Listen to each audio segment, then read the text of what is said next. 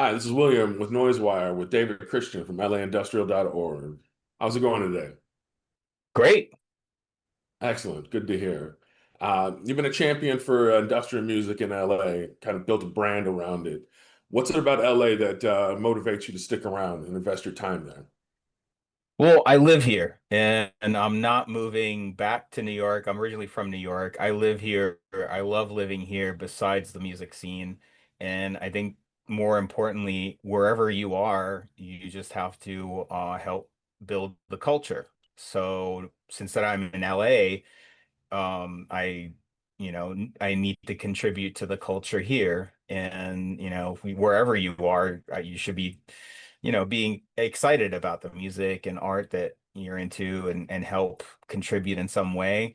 So just the fact that I live here and I love living in this city, this like state, compared to New York.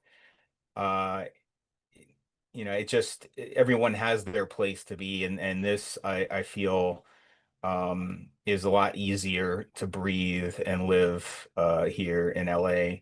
And another thing is just the wave of post-punk, kind of more guitar-driven music, which I love. But uh, I think you need room for the electronic and the industrial stuff to survive. So that's why LA Industrial exists, is to support other nights, other artists, and just keep that alive. Wonderful. Yeah, excellent. Speaking on an industrial, what got you into industrial music? What was it about it that attracted you to your lifestyle, music you make, things like that? Well, I do remember getting a few tapes, some Ministry tapes, when I was a kid, and even some Depeche Mode tapes that had that like industrial sound to them.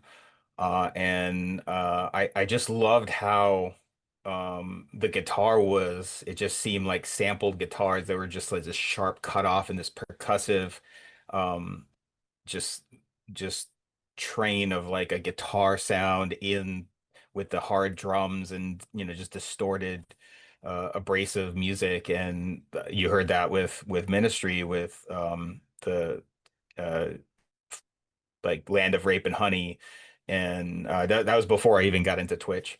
And then I kind of just forgot about all that and went to punk in New York City. In high school, I got into hardcore punk and first and second, third waves of punk, British punk, and I went to shows and I only listened to punk and Black Sabbath. That's all I listened to. And I hated electronic music, and I knew people were going to raves, and I was like, why the fuck are people going to, oh, can I curse? I'm sorry. Yeah.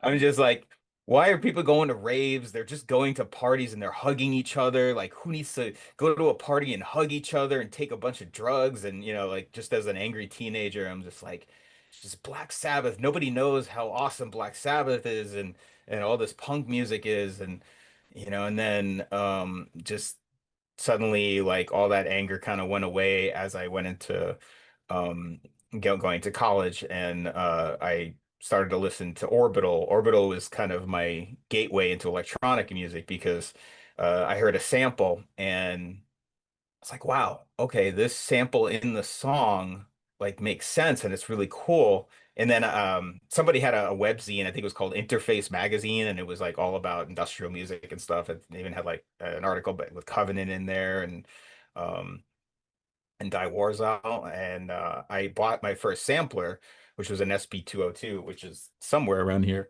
And I literally just sampled that Orbital track and I reversed it just to like, that Opus 3 sample. And it's like, wow, it is the sample in reverse, just to like, mess with it. And that got me into sample-based music. And like I'm still recovering from my hatred towards 90s electronica. Like I'm looking at early 90s stuff and I'm like, wow, why wasn't I into this? This stuff was like so harsh and like really cool, like really underground. And like so even now I'm still like revisiting a lot of stuff, like even, the orb, and I kind of like some of the orb stuff, but now I'm just kind of like diving deep into that, and Future Sound of London and all that stuff. And that kind of led me to industrial music. It led me back to electronic music, and then it kind of went back to like my punk,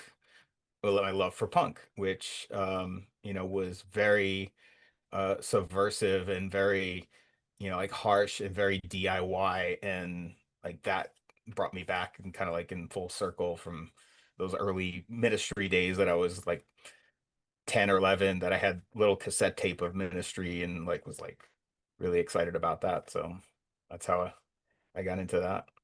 think for me, I had a similar kind of experience in the 90s. It was a very harsh sounds were dominant in that era in a way that you don't really kind of hear on the radio anymore. It was in the air, so to speak. Definitely. Yeah. Uh, so you've got a project, Cervello Elettronico, and Yes. you says got a new album to be coming out on Hand label. Theory is the name of the album. Mhm. Yeah, what do Yeah. you know about that? Well, so Cervello Elettronico is the project that I've had for about 20 years, and it was my DIY electronic project made with free software in the early 2000s. And the name literally came from my grandmother, who's Italian, and she heard me listening to Orbital in the living room and said, ah, che meraviglia questo cervello elettronico, like what marvelous like electronic brain. And it just stuck with me. And I was like, okay, cervello elettronico, let me name my project that. And it just like when something's in your head and it's like really sticking, like you gotta pursue it, you gotta use it. So that's the project that I've had for like 20 years. Uh, Even though my first release was like 2005.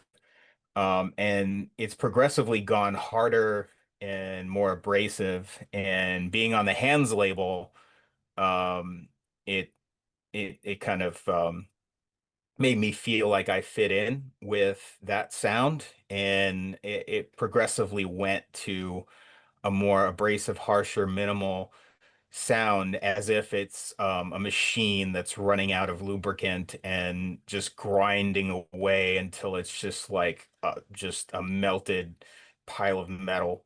And this theory release is actually some tracks that were going to be a full release, and the full release is still probably going to come out in the fall. But these are more of the faster, dancier tracks plus two remixes. And it's my first vinyl with Hands.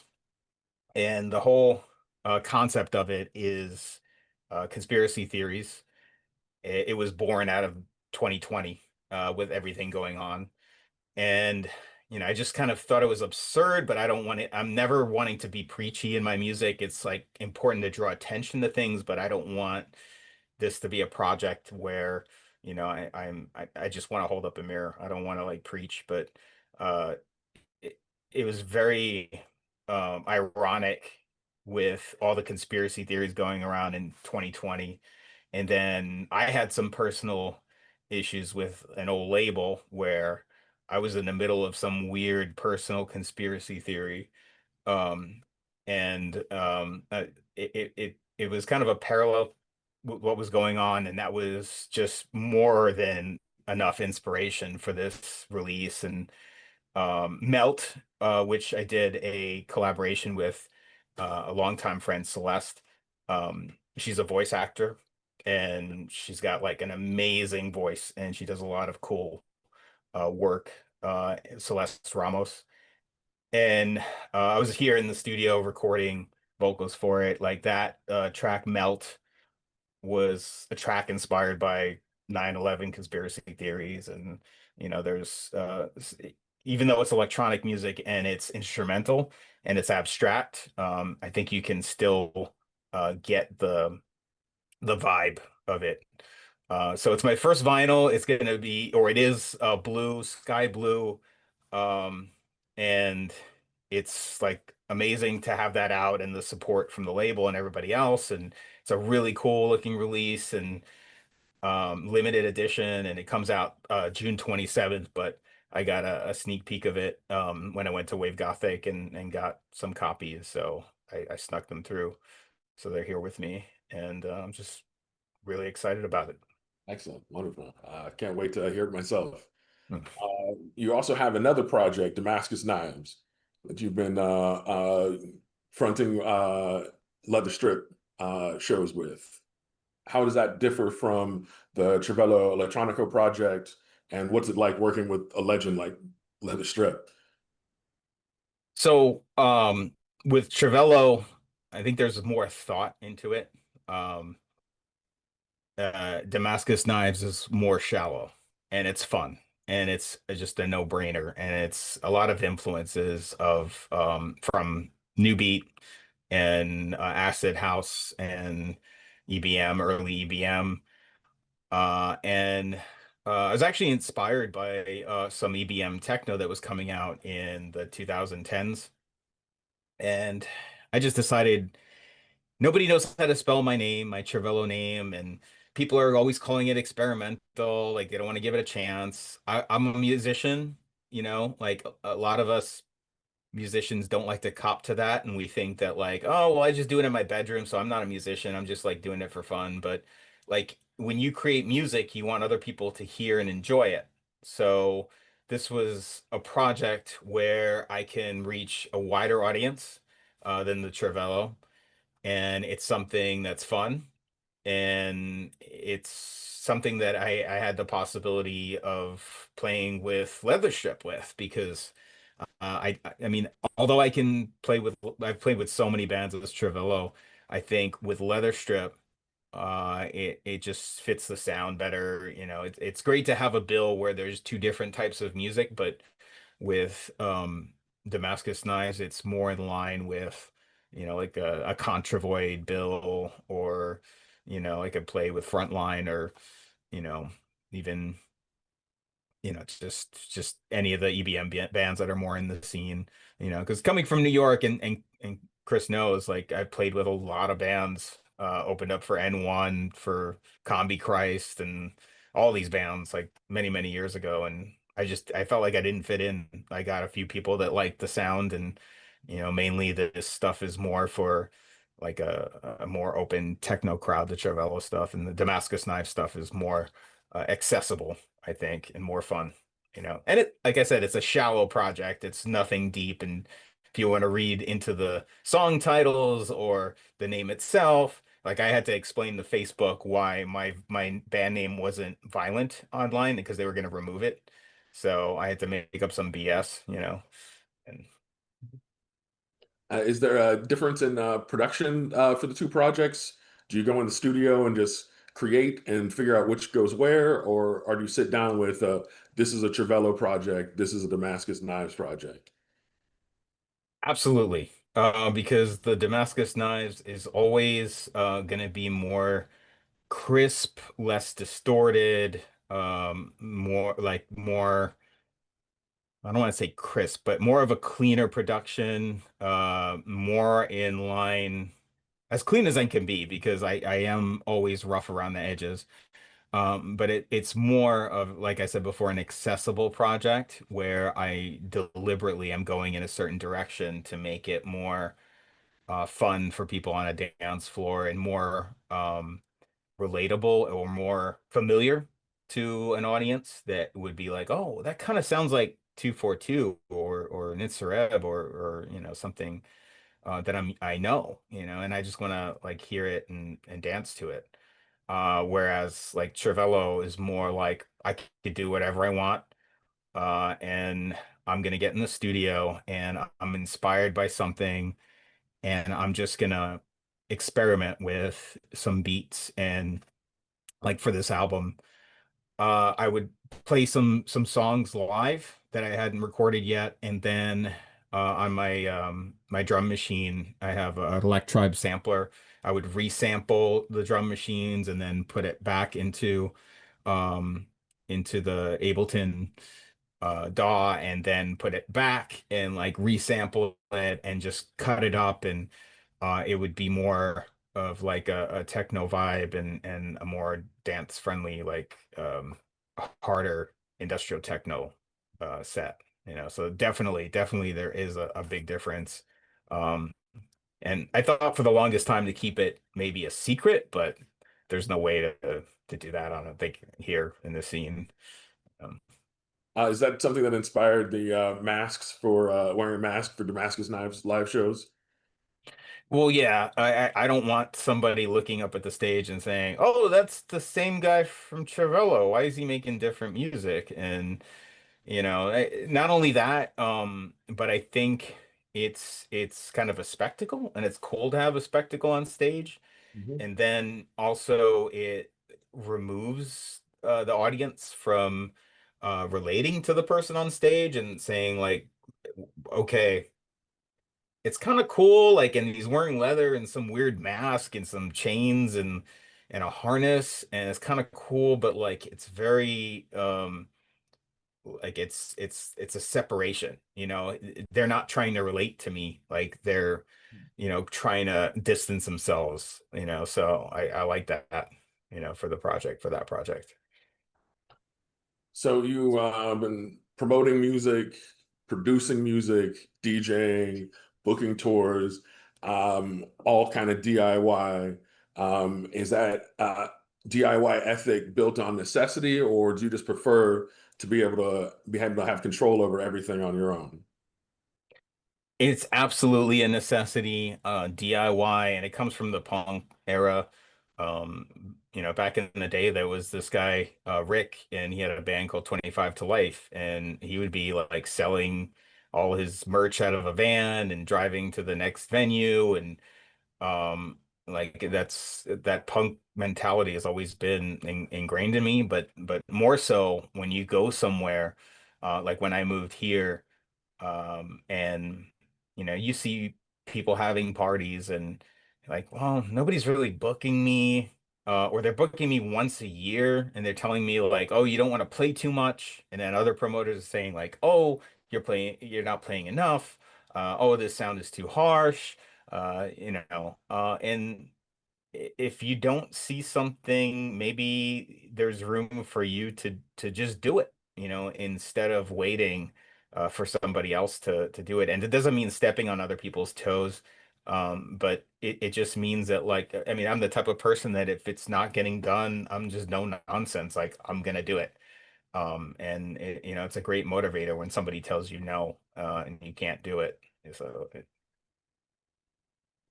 the shows that are happening here, I'm not stealing from anybody. I'm actually, whenever I get word that bands are coming through or like somebody wants to play, I'll share. Like I'll go to other promoters, and for some reason or another they're not doing it, and um, I'm not trying to be a promoter, but like, okay, well, nobody's booking this leather strip, tour. Let me have the leather strip gig. We booked also Paul Barker from Ministry. Like, okay, he's playing some cool events, but he's not really doing any gigs. Hey, Paul, you want to play? And it's kind of surreal to deal with. Like I said before, I'm listening to his when I'm like 10 or 11, listening to Paul Barker, and then suddenly I'm booking him for a show because nobody's really taking it on, so you just gotta just do it yourself, and it doesn't mean to take everything on yourself, but be the main motivator and get people around you to be part of it. As that would led to laindustrial.org. Yeah. Well, laindustrial.org was more after pandemic, after 2020. I just wanted to just have a destination where I can promote everybody. So if you go on the site, it has some selected events, flyers that lead to shows, tickets. It's like a calendar, but also there's some articles, some news media articles on there that I share. And I have a page for artists. So the artist, I only manage Klaus Larsen. as a booking agent. But I think soon we're actually going to have a battle of the bands here, and I want to have more artists here, more industrial artists, like people who haven't been in a band, start a band, and it would be great to have an artist page with all LA artists. Like a lot of artists come here and they live here for a while and they get big, and um but I think you need the smaller bands. There's a lot of big bands that are here in LA, but you definitely need the smaller bands, you know, to just keep the buzz going, you know. So on laindustrial.org, there's a manifesto that very strongly says that you're about inclusivity, keeping a safe scene, things of that nature. Is that driving a lot of the way that you think about booking tours or booking shows or events? Well, yeah, 2020 was such a rough year for everybody in the whole world, right? And in LA, especially, we had a lot of stuff go down within the scene. A lot of things got uncovered.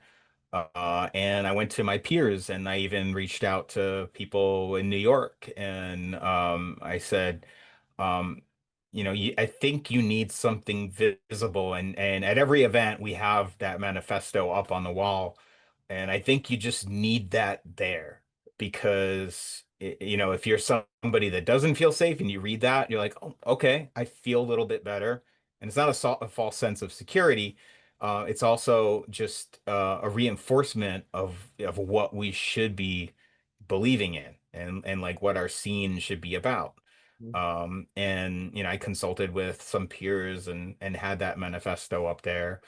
And it is important to ask yourself questions. Am I, in the process of booking, am I giving everybody a fair chance? Like, does anybody have more of an advantage than other people? And I'm going to be the first to admit when, I'm in my 20s and I had connections, I was getting some DJ gigs. And I mean, I DJ'd with Chris and I didn't know what the hell I was doing DJing. I wasn't a great DJ, but like I know now, like just knowing now the skills that I have as a DJ back then, I'm like, well, I was having fun. I was playing tracks and stuff like that, but maybe somebody who was better could have taken that opportunity. Who knows? But I think it's always good to question, but not be so critical that if it prevents you from going further. So it's always good to ask questions like, am I doing enough? But don't you shouldn't beat yourself up over, choices and, you know. Especially not in your 20s. That's the mess up years. Yeah. Oh, I know some amazing, brilliant DJs who are in their 20s or like even like 19 and even like producers, music producers, and I wish I had a time machine. I go back in time and give myself Ableton Live, but they didn't have that back then. So, Well, mm, you built it from the ground up. yeah. So you're in LA, and anyone who's been watching the news has been seeing what's been going on with the protests against ICE and the raids. How's that affecting you? Everything safe around you, first and foremost? So, to be honest, I'll tell you a side effect of all that is the curfews, and the curfews have actually been hurting some of the nightlife. And people are boo-hoo, you can't go out and party. This is more important, but it's very difficult in LA, probably more so in the Bay Area up north, and I'm sure in New York, where rent is stupid high and you're struggling to make that rent. And if you lose a week's worth of rent somehow, it's gonna be playing catch up. So we had a curfew. It got lifted the other day, and a lot of our nights had to be postponed and canceled. And I'm glad that it's back, and I'm all for the cause, but that's just what happened. I was personally in my local neighborhood protest, and it was great because it was manageable, and the protesters were walking the crosswalk, in circles. Like as soon as the light turned, cars were honking, and everybody was like really into it, and it was great. Nobody was doing anything shitty. I know there was a certain area of downtown, south of downtown, that was a little out of hand, and a lot of the news kind of took the burning cars. I think that was the worst thing you saw, was the burning cars. They're Waymos. I hate Waymos. I've hated Waymos as soon as I saw them. Like they can't be good. Like I almost got run over by a Waymo. And finding out that there are video cameras in there and they can take information and share it, and they got facial recognition, like, oh hell no. Just like I don't just encourage violence or damage to any property, but in that case, like if that's what they're doing, like fuck those things. And that if that's the worst that's going on, like there's no number of like, oh my God, there's like 100 people are injured and they're all, some people die, like nothing, none of that happened. And it all escalated with, the National Guard and all that stuff. But yeah, I know Jason from Cold Waves lives here, and he attended one of the protests, I think downtown, and also some patrons that go to our nights and shows. Like I saw videos and pictures, so they were there, and it's great. Like I volunteered at the Bernie rally. I think it's great to be in the scene and political, but not like preachy political and like telling other people what they should and shouldn't do. Everybody has their comfort level of what they sh want to do. But I think there should be more activism, and put your money where your mouth is. Like you're listening to this music, are you really listening to the lyrics? Like that's what this is about, especially at this time. So. So you think it's inherently political? Yeah, and I would argue with that, and I have argued with that with a lot of other my peers, and there are some peers that are more uh against politics being in industrial music, believe it or not. And I don't know, I think that's weird. But it's a free country, so whatever they want to do. Yeah. At least currently. Yeah. Yeah. Well, so I guess you're done with this new record for the Hands label. Yeah. And do you have any projects coming up? Anything else coming up that you want to talk about? So the vinyl is out with a few tracks, and it's mostly the bangers, right? The club tracks. So a lot of the material that is on the full release is actually quite slow. And I'm not talking about ballad Phil Collins style. It's noisy and grindy and rhythmic. But a lot of things that I discovered during pandemic were, being in isolation, was like just enjoying noise, but at a slow, comfortable level, because there are a lot of producers and a lot of nights that have really fast techno, and I can't stand it. Like maybe I'm too old or what. I'm not doing the right drugs, but it's just I like hearing all the rhythms that are distorted, and I just like the groove. I like that. And with the rest of the full length album, those tracks are like that. And again, they're all in the theme of conspiracy theories. One of the tracks is called Birds Aren't Real, um, a nod to a friend of mine that turned me on to that little conspiracy theory. And then also Damascus Knives. I just finished sending a master for my first vinyl, which is going to be called The First Cuts, which are all the tracks that were released, and they're revisited, revamped, remastered, remixed, and there are a lot of the material that I've been playing live, opening up for Leather Strip. And we're going on tour again this fall. And the cities that I hit as Damascus Knives last year. I'm doing as Cervello, and the cities that I haven't hit, I'm doing as Damascus. So it's kind of a double bill with Klaus with Leather Strip this fall. So yeah, the first cuts is going to come out, and it's on Rustblade Records in Europe. They're mainly known for horror soundtrack music, and it's it's going to come out sometime in September, ready for the tour, and blood red vinyl.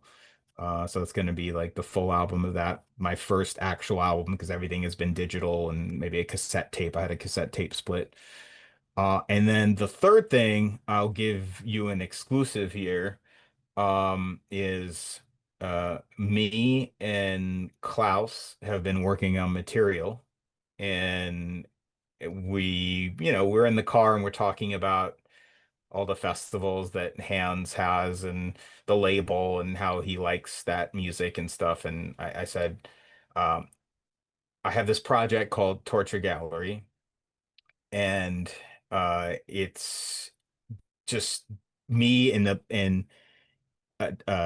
drum machine. It's the Electribe ER1, and I'm getting like just gnarly sounds, rhythmic sounds out of it, and I wouldn't say it's noise or power noise, but it's like very, very close to that. And I said, Klaus, let me give you some tracks, see what you do with it. And he sang over them and or shouted and then sent them back. And then we came up with a new Torture Gallery album that's gonna feature vocals from Klaus. So it's kind of an old project, but he's the new vocalist for that project. So I'm not gonna spill the beans on where and when it's gonna be released, but we have somebody that's gonna release it. So that's the fun little bonus that yeah.